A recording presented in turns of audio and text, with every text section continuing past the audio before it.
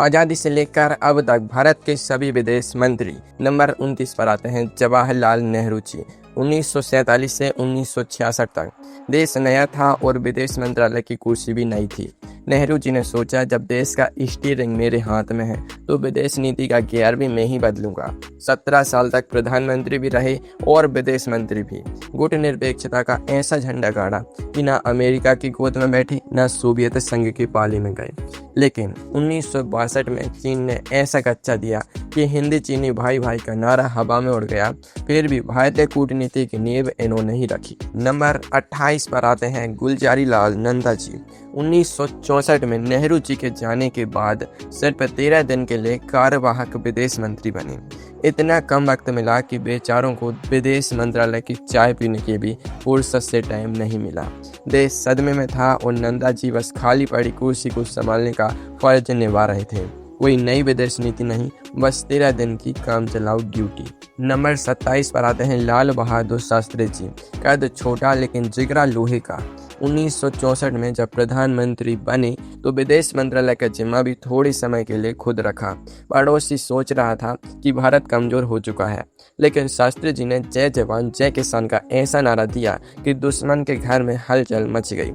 शास्त्री जी ने ताशकंद में समझौते की बात की, लेकिन अफसोस कि देश ने वही अपना एक सच्चा सितारा खो दिया। नंबर 26 पर आते हैं सरदार स्वर्ण सिंह जी। ये वो खिलाड़ी थे जो भारतीय राजनीति के असली संकट मोचक कहलाते थे।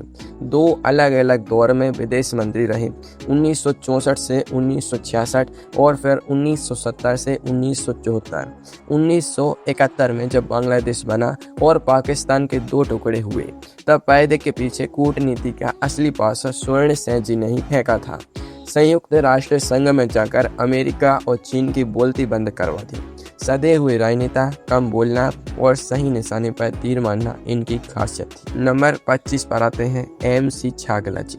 1966 से 1967 तक विदेश मंत्री रहे।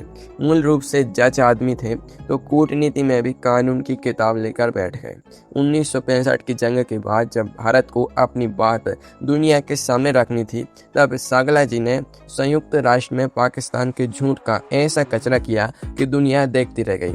वकील का दिमाग और कूटनीति का मेल एकदम जबरदस्त था। नंबर 24 पर आती हैं इंदिरा गांधी जी। 1967 से 1969 और फिर 1984 में जब देश की आयरन लेडी विदेश मंत्री बनी तो दुनिया समझ गई कि अब ढिलाई नहीं चलेगी। 1971 के युद्ध से ठीक पहले सोवियत संघ के साथ 20 साल की फ्रेंडशिप ट्रीटी साइन कर ली। अमेरिका ने धमकी के लिए अपना 7वां बेड़ा भेजा, लेकिन इंदिरा जी टस से मस नहीं हुई। कूटनीति का ऐसा करारा जवाब दिया कि दुनिया का नक्शा ही बदल गया। लेकिन ठहरिए, आगे एक ऐसे मंत्री का नाम आने वाला है जिसने संयुक्त राष्ट्र में इतिहास ही रच दिया था। नंबर 23 पर आते हैं दिनेश सिंह जी।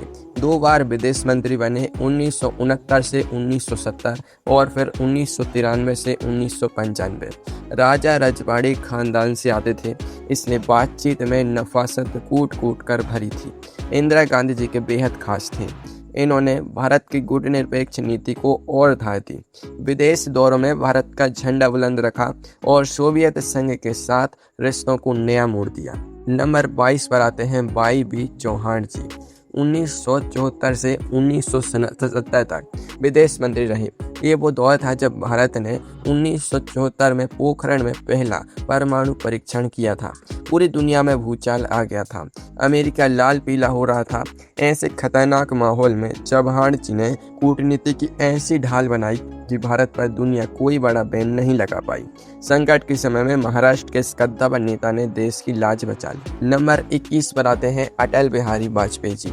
1977 से 1979 तक जब मोरारजी देसाई की सरकार में विदेश मंत्री बने तो इतिहास रच दिया। संयुक्त राष्ट्र महासभा में पहली बार हिंदी में भाषण देकर पूरी दुनिया को हिला दिया।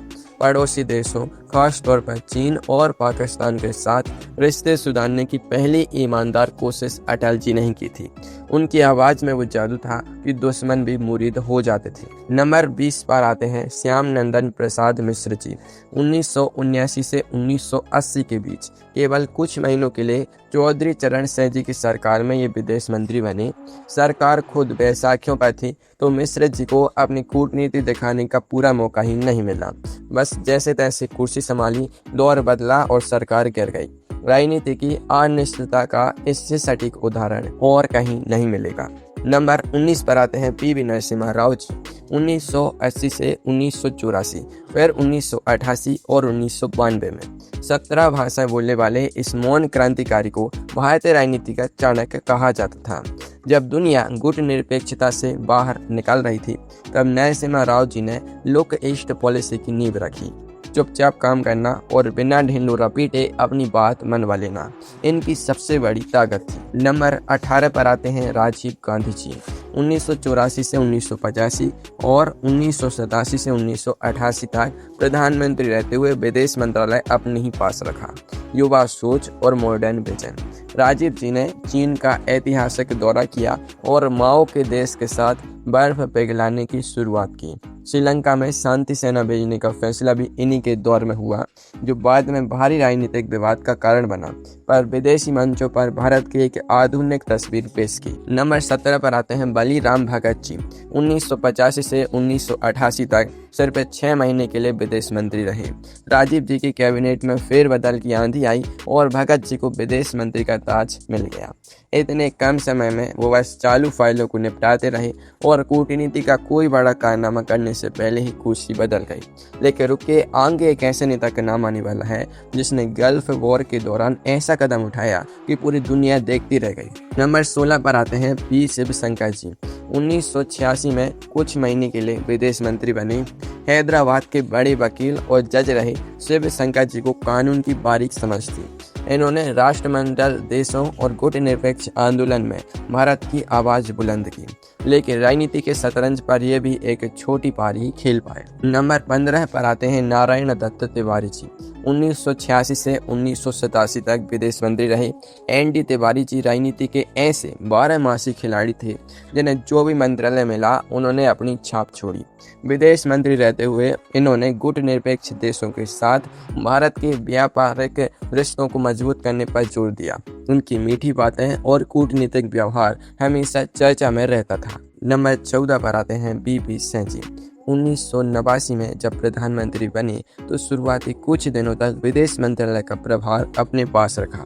राजा मांडा के नाम से मशहूर बीपी सिंह जी का ध्यान देश के अंदरूनी राजनीति और मंडल कमीशन पर ज्यादा था, इसलिए विदेश नीति का कमरा बस नाम के लिए खुला रहा। असली खेल तो देश के अंदर चल रहा था। नंबर 13 पर आते हैं इंद्र कुमार गुजराल जी। 2 बार विदेश मंत्री रहे, 1989 से 1990 और 1996 से 1998। आई के गुजराल जी को गुजराल सिद्धांत के लिए जाना जाता है। इनका कहना था कि भारत को अपने छोटे पड़ोसी देशों को बिना किसी स्वार्थ की मदद देनी चाहिए। कुवैत युद्ध के दौरान सद्दाम हुसैन के गले लगने की इनकी फोटो ने बहुत बखेड़ा खड़ा किया था, लेकिन उसी दौरान इन्होंने 1,70,000 भारतीयों को एयरलिफ्ट करवाकर दुनिया का सबसे बड़ा रेस्क्यू ऑपरेशन भी चलाया था। नंबर 12 पर आते हैं विद्याचरण शुक्ल जी। 1990 से 1991 के दौरान चंद्रशेखर जी की काम चलाऊ सरकार में विदेश मंत्री बने। देश में आर्थिक संकट की आहट थी, विदेशी मुद्रा भंडार खत्म हो रहा था। ऐसे में शुक्ल जी का पूरा समय दुनिया से मदद और संबंधों को सादे रखने में बीता, लेकिन सरकार बहुत जल्दी गिर गई और इनका कार्यकाल भी सिमट गया। नंबर 11 पर आते हैं माधव सिंह सोलंकी जी। 1991 से 1992 तक विदेश मंत्री रहे। गुजरात के बड़े नेता, लेकिन विदेश मंत्री का पद इनके लिए कड़वा अनुभव साबित हुआ। स्विट्जरलैंड के दावोस में बोफोर्स घोटाले से जुड़ा एक खत स्विस विदेश मंत्री को देने के आरोप में भारी विवाद खड़ा हो गया। मामला इतना बड़ा कि सोलंकी जी को अपने पद से इस्तीफा देना पड़ा। राजनीति में एक चिट्ठी कैसे कुर्सी छीन सकती है, ये सोलंकी जी से बेहतर कौन जान सकता है। नंबर 10 पर आते हैं प्रणब मुखर्जी जी। 1995 से 1996 और फिर 2006 से 2009। प्रणव दा राजनीति के एनसाइक्लोपीडिया थे। जब भी देश या सरकार पर कोई संकट आता, प्रणव दा जी ही हल निकालते थे। विदेश मंत्री रहते हुए इन्होंने अमेरिका के साथ ऐतिहासिक 123 न्यूक्लियर डील को अंजाम तक पहुंचाया। चीन के साथ सीमा विवाद सुलझाने और पूर्व की तरह व्यापार बढ़ाने में प्रणव दा का दिमाग सबसे आगे था। आगे की कहानी में एक ऐसा मोड़ आने वाला है जहां सिर्फ 13 दिन के लिए मंत्री पद मिला। नंबर 9 पर आते हैं सिकंदर बख्त जी। 1996 में अटल बिहारी वाजपेयी जी के 13 दिन की सरकार में विदेश मंत्री बने। सिर्फ 13 दिन, ये भारत के इतिहास में सबसे कम समय तक रहने वाले विदेश मंत्रियों में से एक हैं। इससे पहले कि वो अपने दफ्तर ठीक से समझ भी पाते, संसद में सरकार का बहुमत गिर गया और बख्त जी का विदेश मंत्री का सफर खत्म हो गया। नंबर 8 पर आते हैं जसवंत सिंह जी। 1998 से 2002 तक विदेश मंत्री रहे। पोखरण 2 परमाणु परीक्षण के बाद जब अमेरिका ने भारत पर कड़े प्रतिबंध लगाए, तब जसवंत सिंह जी ने अमेरिका उप विदेश मंत्री स्टॉब टालबॉट के साथ दर्जनों दौर की मैराथन बैठकें की। अपनी रौबदार आवाज और अंग्रेजी पर पकड़ से अमेरिका को भी झुका दिया। हालांकि कंधार प्लेन हाईजैक के वक्त मसूद अजहर को लेकर कंधार जाना उनके राजनीतिक जीवन का सबसे विवादित मोड़ बना। नंबर 7 पर आते हैं यशवंत सिन्हा जी। 2002 से 2004 तक विदेश मंत्री रहे। वित्त मंत्री का पद संभालने के बाद जब इन्हें विदेश मंत्रालय मिला तो इन्होंने आर्थिक कूटनीति पर जोर दिया। पड़ोसी देशों के साथ व्यापार बढ़ाने और सार्क के सम्मेलनों को मजबूत करने में इनका अहम रोल रहा। जसवंत सिंह जी के साथ मंत्रालयों की अदला बदली करके वे विदेश मंत्री की कुर्सी पर बैठे थे। नंबर 6 पर आते हैं के नटवर सिंह जी। 2004 से 2005 तक विदेश मंत्री रहे। पूर्व IFS अधिकारी तो कूटनीति रग रग में बसी थी, लेकिन वोल्कर रिपोर्ट और इराक तेल के बदले अनाज घोटाले में नाम उछलने के कारण इन्हें अपना पद गंवाना पड़ा। राजनीति में प्रशासनिक अनुभव होने के बावजूद विवादों ने इनका पीछे नहीं छोड़ा। क्या आप जानते हैं कि इनके बाद देश के प्रधानमंत्री को खुद विदेश मंत्री का पद संभालना पड़ा था। नंबर 5 पर आते हैं मनमोहन सिंह जी। 2005 से 2006 के बीच प्रधानमंत्री रहते हुए विदेश मंत्रालय संभाला। जब नटवर सिंह जी को इस्तीफा देना पड़ा था, मनमोहन सिंह जी शांत स्वभाव के थे, लेकिन भारत अमेरिका परमाणु समझौते के लिए उन्होंने अपनी पूरी सरकार दांव पर लगा दी थी। दुनिया के बड़े बड़े अर्थशास्त्री और नेता मनमोहन जी की बात बड़े ध्यान से सुनते थे। नंबर 4 पर आते हैं SM कृष्णा जी। 2009 से 2012 तक विदेश मंत्री रहे।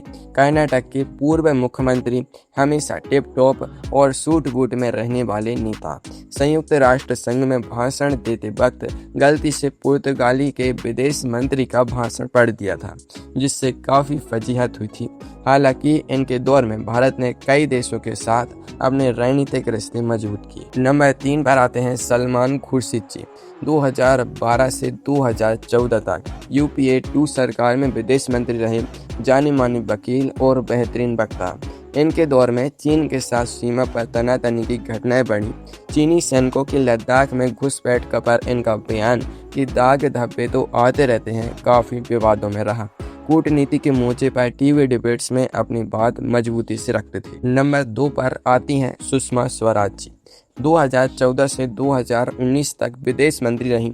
एक ऐसी विदेश मंत्री जिन्होंने इस पद को जनता के दरवाजे तक पहुंचा दिया। ट्विटर पर एक मैसेज करके दुनिया के किसी भी कोने में फंसे भारतीय की मदद के लिए ये पहुंच जाती थी, चाहे पासपोर्ट का मसला हो या यमन से भारतीयों को सुरक्षित निकालना। सुषमा जी का ट्विटर कूटनीति का अंदाज दुनिया भर में सराहा गया। ये विदेश मंत्री कम, देश की माँ बहन बनकर ज्यादा काम करती थी। नंबर 1 पर आते हैं डॉक्टर S जयशंकर जी। 2019 से लेकर अब तक भारत के विदेश मंत्री, एक पूर्व कूटनीतिज्ञ जिन्हें मोदी सरकार ने सीधे विदेश मंत्री बनाया। आज के दौर में इनकी तीखी, बेबाक और करारी कूटनीति के चर्चे पूरी दुनिया में हैं। पश्चिम के दोहरे रवैये पर जब जयशंकर जी बोलते हैं तो सामने वाले के पास कोई जवाब नहीं होता। रूस यूक्रेन युद्ध के समय भारत के रुख को जिस निडरता से दुनिया के सामने रखा, उसने साबित कर दिया कि आज का भारत किसी के दबाव में नहीं झुकता।